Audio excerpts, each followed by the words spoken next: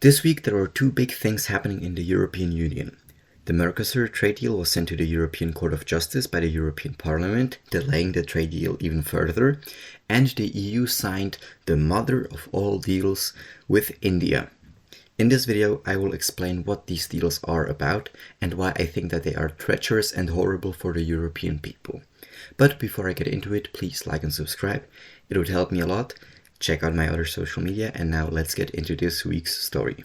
The EU is trying to reduce their trade dependency on the US and China by forming new trade alliances.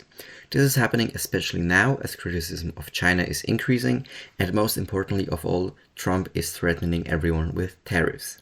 The EU and other countries or unions do not want to be bullied by the US, so they are looking to form their own alliances.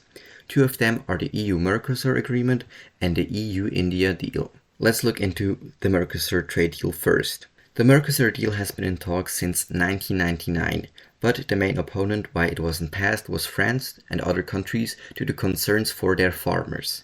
But after 26 years, the Council of the EU approved the deal, but the European Parliament voted to send the deal to the Court of Justice to determine who has power to pass the deal. This is, as for deals inside the EU, only the approval of the Council of the EU and the European Parliament is needed for ratification, but for deals involving countries outside of the EU, there needs to be an additional ratification from each member state to pass the deal. But the worst thing about this is that the European Commission plans to implement this deal provisionally in March until the decision of the court. They do not even have the approval of the European Parliament, which is needed to pass a law, and they are just ignoring that. For an institution that apparently values democracy so much, this is the worst form of hypocrisy. You need to realize that if the EU wants something, they do not care about democracy, whether it is this or interfering in countries' elections to stop far-right parties from winning. We'll see. If things go in a difficult direction, I've spoken about Hungary and Poland, we have tools. But what does the EU-Mercosur deal even include? The Mercosur countries, that is Brazil, Argentina, Uruguay and Paraguay, have a very protectionist market. The deal would abolish this protectionism for the EU, allowing for increased exports to the Mercosur countries. I am essentially pro-Europe, and this deal clearly benefits the EU as it allows for cheaper exports, mainly for cars and machinery, which benefits countries like Germany. I would be for it if it wasn't for one thing: agriculture. This deal would abolish tariffs for agricultural goods like beef, poultry and soy. Now, there are safeguards in this deal which only allow for a certain amount of these goods to be traded, and also the EU prepared around $45 billion in funds for farmers to support them, and it is just 1.5% of beef that would be in Europe that would come from Mercosur countries. So it may not appear so important as it is only a small percentage and the vast majority of these goods would still be from Europe.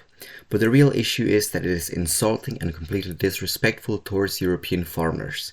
They have been subjugated to endless regulations and standards in the name of the environment and animal welfare by the EU, which amongst others increase their production costs. Mercosur countries don't have these regulations in place, and farmers can more or less do anything they want compared to European farmers.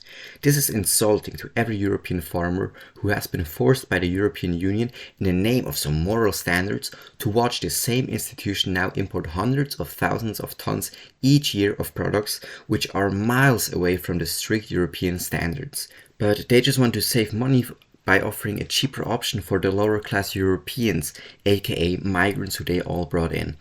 I'm sorry, who even made the beef so expensive in the first place that lower class people can't afford it? And another issue is the environment. There are valid complaints coming from the left that there is increased deforestation to make place for agricultural land. This especially affects South America with the Amazon rainforest. If you facilitate agricultural trade with South America, it will indirectly lead to more deforestation. A reasonable compromise would be to exclude the free trade for agricultural goods, as this would be hypocritical for the European Union and backstab European farmers and environmentalists. Now to the India deal. This deal is happening for the same reasons as the Mercosur deal, and it will include a free trade zone, lowering or completely abolishing existing tariffs on both sides for various goods. The main benefit for the EU would be that they can export more cars and machinery and have lower prices in India for wines and spirits. It is overall not a bad deal if it weren't for three crucial things. I'll go from least worst to the worst. Now the first thing is car trade. There is a quota from India that only 250,000 cars each year will experience cuts on tariffs, but only combustion engine cars and not electric cars. In Europe, they are looking to ban the very same cars that they are going to export to India. So by their standards, they are making India less green. And India's low environmental standards were a problem during negotiations. So the EU offered 500 million euros to India to make them greener. What?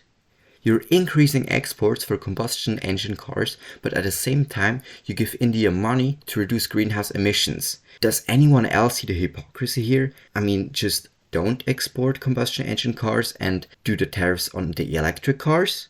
Second thing is that India is neutral regarding the Russo-Ukrainian war, which means it doesn't impose sanctions on Russia, which also means that they are one of the top buyers of Russian oil.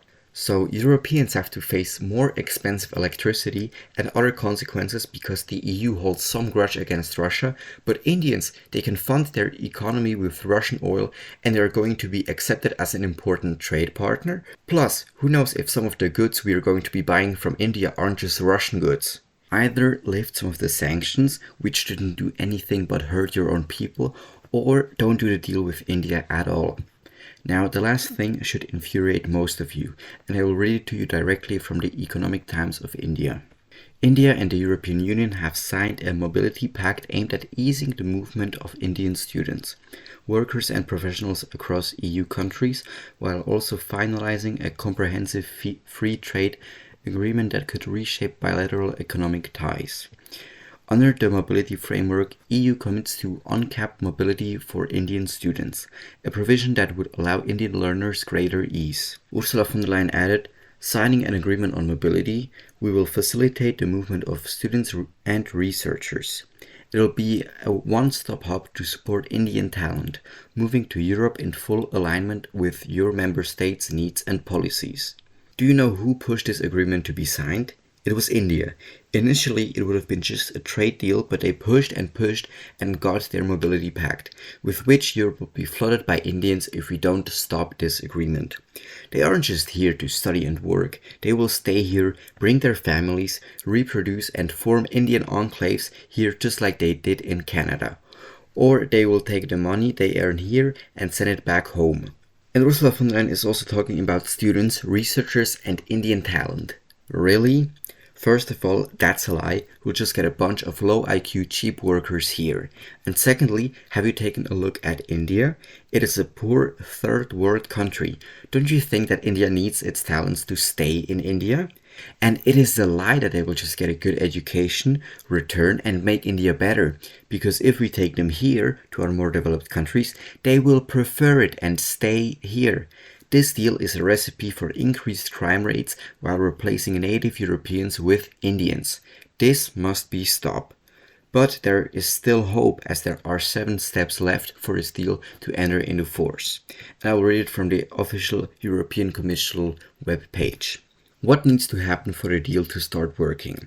Here are the steps the EU still needs to take. 1. Publish negotiated draft text. 2. Legal revision and translation into all official EU languages. 3. Propose the agreement to the Council for the signature and conclusion. 4. Adoption by the Council. 5. Signing of the agreement between EU and India. 6. European Parliament's agreement to the deal. 7. The Council's decision on concluding the deal, essentially allowing it to enter into force. Once India also ratifies the agreement, it can enter into force. I'm Slovak Reuper and I'll see you next week.